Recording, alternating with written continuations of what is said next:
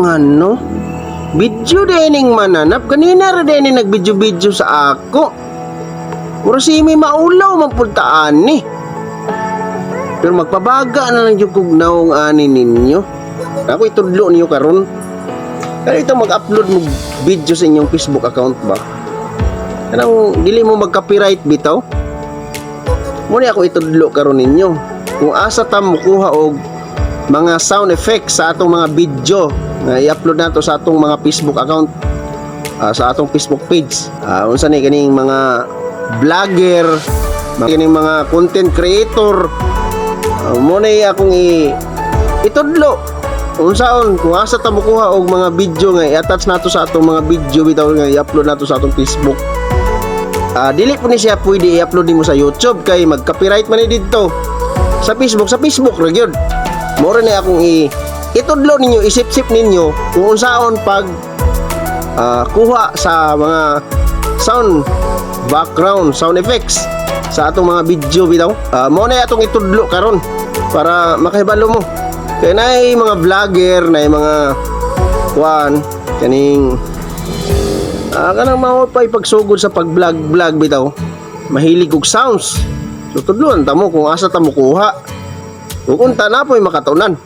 Kay man ako na isip-sip ninyo kung dili ko mo dili na ako na i-share, di mo makibalo. So tudloan ta mo kung unsaon pag kuha sa atong mga sounds na i-attach nato sa atong mga video. So let's go. So karon mga guys, atong pangitawon ang Chrome, no? Kay dito nato i-search ang music collection sa Facebook. Asa naman tong Chrome anara? I-click nato ang Chrome mga guys. So nakasulod na ta sa Chrome mga guys. Nakita na ninyo ang search or type URL. I-click nato na. So karon atong i-type ang music collection Facebook. Music collection Facebook. Music collection Facebook. I-click na to ang arrow sa ubos. So karon mga guys, nakasulod na ta sa music collection Facebook. I-zoom na to para makita sa tanan.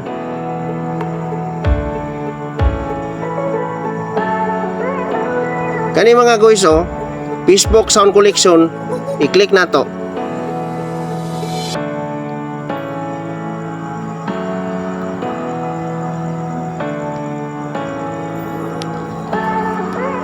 Nagloading pa mga guys. Nakasulod na ta mga guys sa music collection Facebook. Makita ninyo sa ubos mga guys na yung mga arrow, mga play button, atong isom para makita gyud ninyo. Mao ni siya mga sounds sa Facebook nga dili mag-copyright.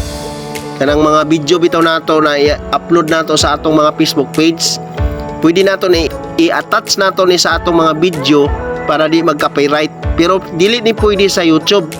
Kay mag-copyright ni sa YouTube kay lahi-lahi man sila kumpanya, si Facebook ug si YouTube, no. So i-play nato ning sa taas para makita ninyo o madungog ninyo ang sounds. Body's moving, hands will roll. Beat is up. Ayan na mga guys, nadungog naman ninyo. So i-download na to. So nakita ninyo yung arrow pababa. Pindutin natin yan mga guys. Ayan. So i-download na natin mga guys, ha. Pindutin natin yung download. So nag-start na siya sa pag-download para makuha na natin yung sounds para ilagay natin sa ating mga video na i-upload natin sa ating mga Facebook page. Tapos okay na mga guys, na-download na natin kasi naka-check na. So i-back na natin mga guys, ha. Ayan na po, bumalik na po tayo dito sa ating lobby. So i-click natin yung CapCut, i-try natin. Nakapasok na po tayo sa ating CapCut. I-click natin yung new project. ang video nga kita nato ato nang i-attach dito. I-click nato. So pag-click na mga guys, i-click nato ang add. Okay na mga guys, nanay video nato gibutang diri no. Atong butangan og sounds. I-click nato ang audio. Pagkahuman, i-click nato ang sounds.